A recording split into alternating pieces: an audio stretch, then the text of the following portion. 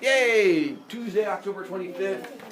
We'll get into more of our stories from Greek mythology and the fun stuff from there. You guys have the blue sheet. And yay! See, from where we were yesterday. We're doing music. I know. Stop the music. I'm just going We're to doing music. a little bit there. Yeah, so There we go. With fatal, where do we get the word fatal from? The fates. How many fates were there? Three. Do you remember the name of the first girl? The die. I mean, Clotho. Well done. And what job does Clotho have? Makes the string, pulls the string, something with the creation of the stringy stuff. And do you know the name of the second sister? Leches. Not bad, Lachesis. And what job does Lachesis have? She made the string. She's the one that has the big measuring stick to see how long the string should be. And the third sister's name? Atropos. Atropos. Well done again. And with that one, what job does she have? Cutting the string. She's the one that has the magical scissors that does the cutting of the string. When they cut the string, what happens to the baby? They die. That's the moment that they're born and brought into the world. Not dying, hopefully. And then it was thought that even the gods had strings. And see, from there we did this. Ooh, when your string is up, what happens to you? You die. That's the moment that you die. And so if your string is up and you have an accident, it is said that you had a fatal accident, which means what happened to you? You die. And that's where fatal comes in and means die or cause death. Then Iris. Got that from? Colors. Iris. Well done. And Iris was a god, and she had a job. What job did she have? Colors. Oh, yes, she's a She was spying on Zeus was a benefit, not her job. Being the messenger was the actual job. But she didn't work for Zeus. Who did she work for? His wife. She worked for Hera, his wife, because Zeus had his own messenger. And who was Zeus's messenger? Hermes. And so whenever Iris came down to Earth, humans would know it. And why would we know? That's when you would see the rainbow when it would come down. And yes, she spent most of her time being a snitch on Zeus. But it wasn't her fault. That's sort of what her job involved her doing. And the two definitions of Iris. Color and flower. There you go. So the color of your eye, and then the flowery thing, both named after the rainbow goddess. The flower, that's the one that looks like the flowery part from there. And then you have the eyeball. The part around the outside is going to be the iris. The middle part is called? Pupil. Remember the outside white part? Scapula. That's your elbow. Actually, it's your shoulder blade. But it's the sclera, so you're close. You have a couple of the same letters. Not something you have to know. I was just curious. That brings us to music and museum. Muses. And those come from the muses. Did we get this far with you guys? No. Okay. So that's where we'll get a chance to. So the muses, how many muses were there? 9. There were 9 of them. And who were the muses? And Hades. humanities and arts, wonderful industry models. The Greeks believed that there were these girls called muses, and they were these 9 gods, and they worked together to inspire artists. The reason being is that it was believed that humans by themselves were not artistic. We were created out of clay by the god of idiots. And because of that, humans were not artistic at all. If I were to give Beto a paintbrush and say, Beto, paint some beautiful painting, the Greeks believed that he would be unable to. I mean, you just walk like, smacky, smacky, and you would just make like, oh, that's a wonderful submarine. He's like, that's a dinosaur. Like, yeah, I can tell. And so that was the idea. So how is it that we can do all this wonderful artwork? Muses would come in. And the muses were thought to sort of be like Casper the Ghost. They could come in and possess you and sort of take over your body. And so they decided that Beto was deserving and he should be able to do beautiful artwork. One of them would come in and possess him and make him like a little Pinocchio. And before he got a chance to paint, they would come in like, and he'd be like, I'm gonna, bing, and he'd paint this beautiful picture. Like, how'd you do that? He's like, I don't know, I was just inspired. The inspiration was this ghost taking over your body. There was 9 of them because each ghost had a certain area they controlled. There was one that was the muse of poetry, dancing, painting, sculpting, other stuff. Singing was one. And there were all these different areas. And so they would come in there, and then once they had possessed you, sort of like Ghostbusters and Slimer, they left a little bit of residue left over inside of you. So once Beto had been possessed by one to do it, after she left, he would still have a little bit of that left in him, so he would still have a little bit of the ability, but only if that god came into him and possessed him. Which is why music does not mean sound created by people. It literally means sound created by the muses. A museum, not a collection of things created by humans, by definition it means things created by the muses. And so music is the pretty sound from the muses, and a museum is a collection of art created by the muses. All goes back to the muses. Yeah. What if multiple people tried to do something at the same time that was the same exact That's why you have a little residue Stop. left inside What of you. if they don't have time to get to everybody? So then we go to June, our next one that we have. Keys. I was gonna say Hera, Why Hera? because her brother name is Juno. Yes, correct. Hera, whose Roman name was Juno. She's the one over here above DJ in pink. The hat she's wearing is a peacock, which is odd, but there's a story for it. Over Wait, here that's- behind where Ryan is, she's the one sitting in a throne, also with a peacock. And then she's the one over here with also a peacock, which is a story we'll get to about why there's a peacock behind her. Not a story for today, unfortunately, but one we'll get to. And Hera, who is Hera married to? Zeus. She was basically the queen of all the gods.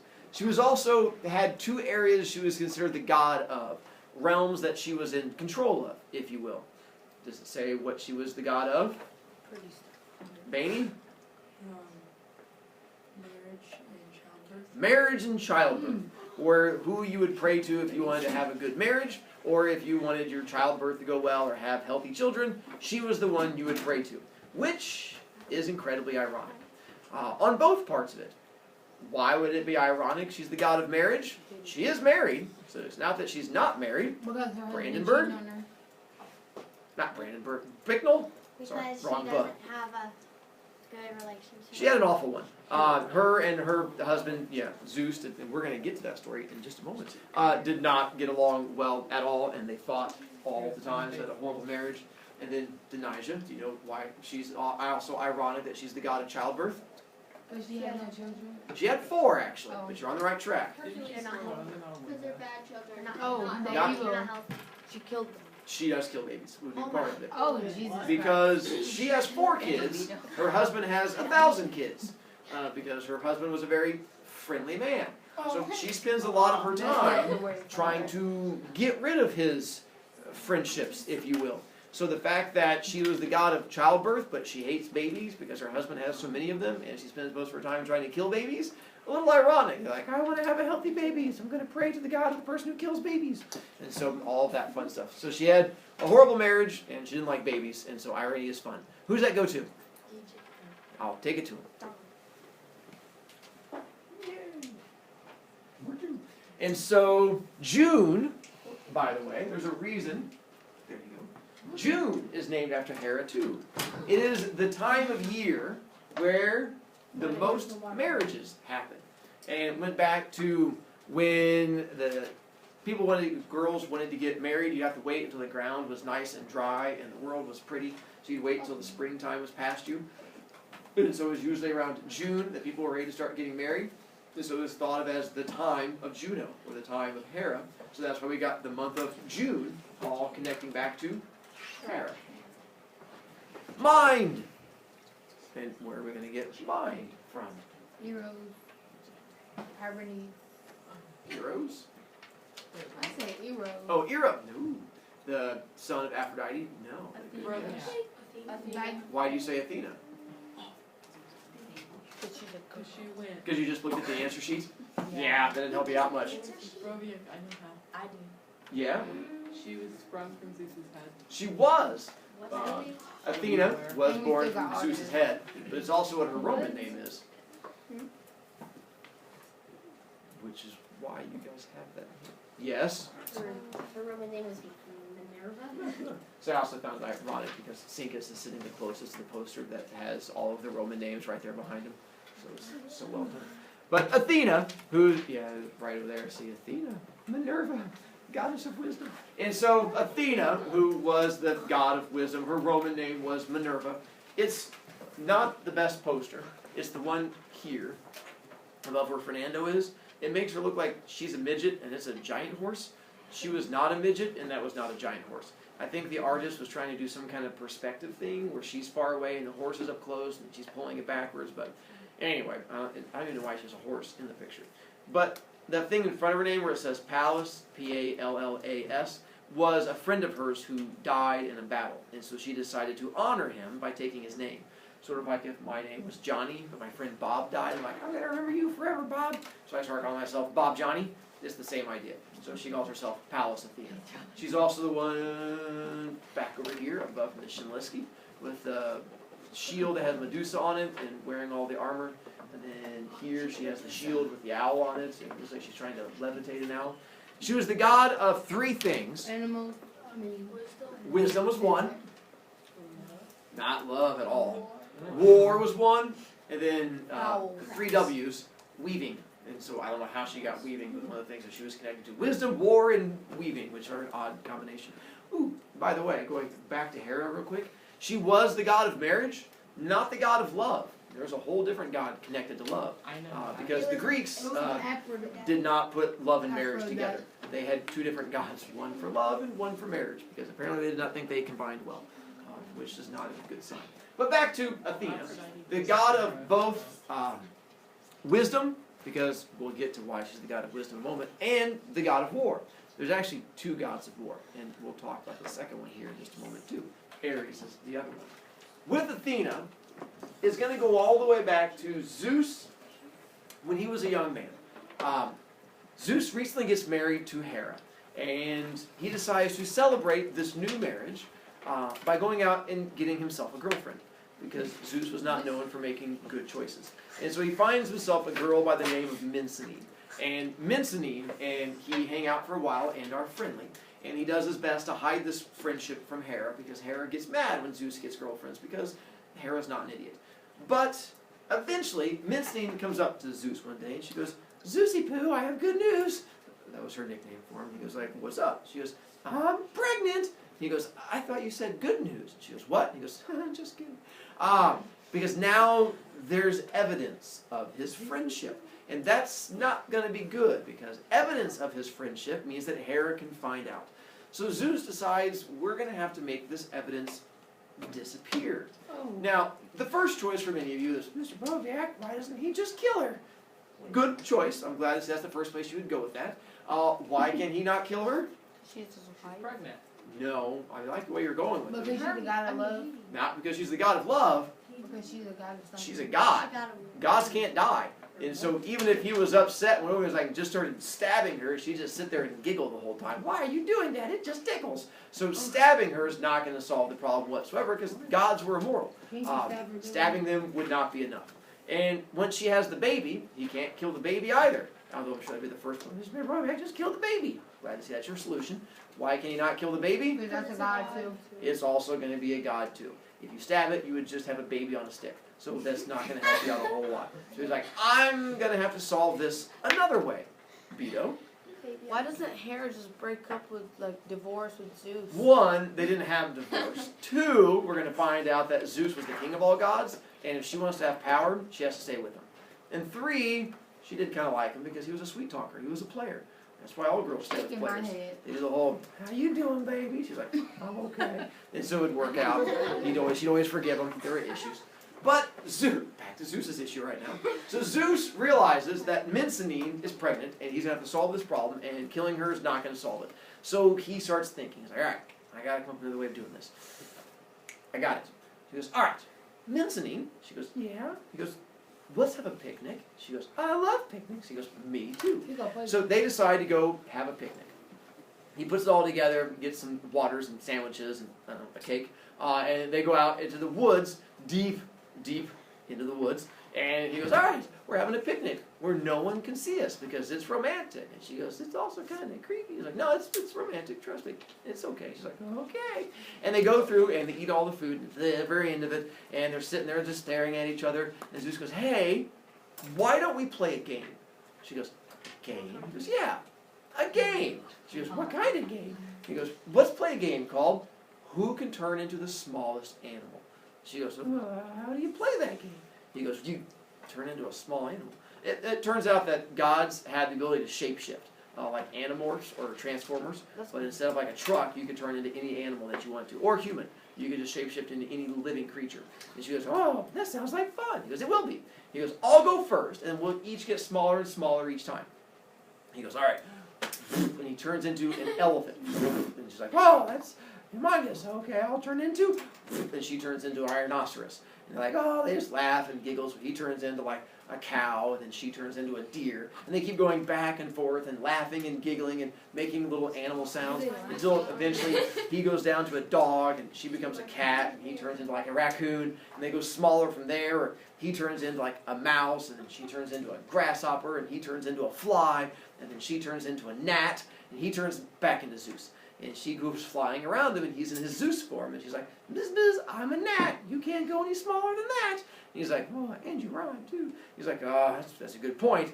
He goes, how about this? She goes, what? He goes, and grabs her out of the air, takes her, throws her into his mouth, and goes, gulp, and swallows, thus trapping her inside of his stomach. Once she's there, apparently she can't get out. Mr. Brovicast, I've had food before. That's not how. I know. There's a lot in this story that's going to hurt your brain if you try to apply logic. But she gets trapped down inside of his stomach. He dusts off his hands like, problem solved. And Mincinin is never seen again. He goes back, cleans up the picnic, goes back up to wherever he was hanging out. People are like, have you seen Mincinin? He's like, I don't know. I think she just left. Who knows about that girl? I wouldn't ask so many questions. And so years go by. Time passes. He takes over Mount Olympus. He goes up there. He eventually has kids with Hera. They have a whole slew of children. Things are going well. Decades and centuries have gone by. No one has any idea, and he thinks he's gotten away clean and perfect. Till one day, walking through Mount Olympus, years have gone by. He's forgotten about all of it. When his brain starts thumping, worst headache he's ever had. He tries to ignore it, but as the days go by, it keeps getting worse and worse. It feels like someone's physically pounding on his brain inside of his skull. He's like, it just hurts so bad. And he stumbles around Mount Olympus and like keeps knocking things over. He's like, somebody help me. Like, we don't know how. He's like, give me ibuprofen. They're like, we haven't invented that yet. He's like, no! Breaks a chair. They're like, all right. Finally, someone goes, have you talked to Hephaestus? He goes, why would I talk to Hephaestus? Like, well, he's invented a new method of solving headaches. And they go, what is it? And he goes, well, you have to go talk to him. Well, Zeus and Hephaestus didn't get along real well because Zeus kind of crippled him for life by throwing him out a window when he was a baby. But he tried to make it up to him by bringing him back up to Mount Olympus, but Hephaestus was still a little on the grumpy side. You do that when you become the only crippled god. So Zeus goes down to Hephaestus. He's like, hey, Hephie, I've heard rumors that you have a way of curing headaches. Is that true? And Hephaestus goes, one, don't call me Heavy. That's weird. And two, I do, but I'm not sure you're going to like it. And Zeus goes, does it work? And Hephaestus goes, oh, it works. And Zeus goes, well, then I'll take it. He goes, how's it work? He goes, well, step one. And Hephaestus goes over the wall and pulls out this gigantic axe. He goes, I use this axe. And Zeus goes, yeah.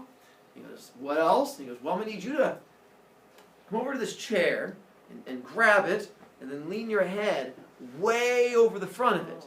Zeus goes, uh-huh. And Hephaestus goes, and I step back with the axe. Zeus goes, uh-huh. And I take it and I whack it into the top of your head as hard as I can. And then I wiggle it back and forth, opening a gigantic hole, pull out the axe, and I reach my hand in and I pull out whatever's giving you a headache. Zeus goes, that's genius, okay! And he goes over to the chair and he leans his head over. And Hephaestus is like, okay. He's like, this is probably going to hurt you more than me. Zeus goes, what? And he goes, nothing! And hits him right in the top of the head. Whack! And he starts wiggling it back and forth and creates a gigantic opening. Pulls out the axe. And Zeus is like, all right, what do you see inside of there? And Hephaestus goes over and starts poking around inside of Zeus's head, like poking on his brains, like leg kicks out the side. He's like, I found the jiggly bit. And then all of a sudden, Hephaestus jumps back and screams. Eee! And Zeus goes, what is it? And out of Zeus's head jumps a small person and lands on the ground in front of him. It's a girl dressed in full battle armor. Zeus goes, and his head closes back up. He's like, it's a brain goblin! He tries to go and stomp on it, but of course the girl ends up growing up to full size right in front of him, like those little shrinky dinks that you drop in water, and it grows up. She's like, he's like, whoa, that's the weirdest brain goblin I've ever seen. She goes, I'm not a brain goblin. He goes, what are you? She goes, I'm your daughter. He goes, you're my what now? She goes, you swallowed my mother Mincinin, and I've been inside of you all this time. And I finally traveled up to your brain, and in your brain, I finally set up a forge. A forge is the thing that Hephaestus has, the thing where you make weapons and armor. She built a forge on Zeus's brain, and she made her own armor while she was sitting on his brain. That's what gave him the headache from her banging on the metal, creating her own armor. Zeus goes, I gave birth to a brain baby? And she goes, yeah, you can look at it that way. He goes, that's awesome! And so he decides to make her one of the Olympians. Of course, Hera is not told the full story. He's like, I gave birth to a brain baby. She goes, that's common? He goes, yeah! He goes, okay. And so Hera doesn't question it, and she thinks it's great that her husband gave birth to a brain baby. And because Athena was born from Zeus's brain, she becomes the god of the mind and wisdom. And because she was busy making armor and weapons, she becomes the god of war. And that's how she becomes the god of war and wisdom. And so your mind is just, your thinker is connected to Athena, or Minerva, M-I-N-E-R-V-A, which is where we get the word mind from. Now, with that, it'll take us to, oh, by the way, with that story, don't try to apply logic. It's going to hurt your head. You're like, Mr. Brovicast, there's issues. Yeah, there's a lot of issues. What happened to Minerva? They never say. That, for all I know, she's traveling around through his toes or something like that. She's never heard from again. I think I know. Where did they get all the metal for the weapon? I have no idea. Why would, I don't know. I told you the story, and so the Greeks was like, hey, look, a squirrel, and they would just keep going. So it's best not to try and question it too much. Beto? Who did Zeus have Hephaestus with? We'll get there. Yeah? It's a question about the gods, but not like, Uh-huh. it's not, so you said how all the gods are kind of like mean. Uh-huh. What about Aphrodite? She's the worst. Oh, she was probably the worst of all of them. We'll talk about that too. I'm being serious. Oh no, that's serious. Of all the gods, she was probably the nastiest. Oh. Because you might not know this, but just because a person's beautiful does not make them a nice person. Have you heard about that? Uh-huh. If something went wrong with her, she gonna ruin your life. And then some. March! And what god are we going to get March from? April. Did you say April? I did not mean Aries. I like it. And so, why do you say Aries? Cause that's the birthday month. Cause no, Aries is the birthday. It is. It is one of the, what do you call those things? Zodiac symbols. It is connected to zodiac symbols. But Aries is his Roman name. Ooh, Syncus. What is Aries' Roman name? March. Nice. Mars. Oh. Mars. Not Marcha. Mars. There you go. A few different letters. And so Aries, who is the guy that's right up here, who has the little vulture on his shoulder, who's holding up. You guys can see him. He's the one that's right up there. That is Aries. He's also the one right above Miss Shimoleski again. On the other side, he's the one that's right over there. And then he's the one that's also here. He was also one of the gods of war. Hold on to it till the end of class, DJ. There were two gods of war because the Greeks believed there were two different kinds of war that was out there. One was strategic war, where you put thinking and planning into it, and that would be Athena. And the other one was, I don't care how I win as long as I come out on top. I'm going to throw dirt in your face and then kick you in the shins and then hit you with the chair and have my friends run over you with a car. That's going to be Aries. Aries was more of the bully of fighting, and Athena was more of the, I'm going to put thought into how I go about doing fighting. With that one, there are two definitions of March.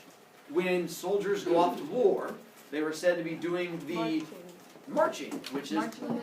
you are doing a war walk, because you're marching off war. You are honoring the god Mars, so you're doing the walk of Mars. The other one is the third month of the year. And the reason it was called that was because weather was so chaotic. During March is in that springtime when it goes from hot to cold to hot, and we have tornadoes and you have crazy weather. The Greeks believed that that was the time of year when there had to be some kind of war going on in the heavens. So they thought this was the time of year controlled by the god of war, thus bringing us to Mars. And I still have a few minutes, that was a little bit ahead. Which, now, to jump down, we get a chance to get into our actual first real story about killing your So all babies. these been fake. Killing babies. All of this has been preparation for now. The very first, in the very beginning, we know the first thing that existed. What was the first thing to exist? God and Mother. Chaos. Chaos. Chaos. Football. And what do we know chaos was? A big ball of pudding. Big ball of pudding. I couldn't find a ball of pudding, so I had to go with like a delicious cup of pudding. And so we don't know how long chaos existed. It could have been a day, it could have been a million years. Chaos didn't have a watch, and you couldn't judge by the time where the sun was, because it was not the sun yet. But eventually, chaos got bored and split to form the very first two actual beings. And who are the two gods that split to form? Tomorrow we'll start killing babies. Throwback, can I bring in a baby doll?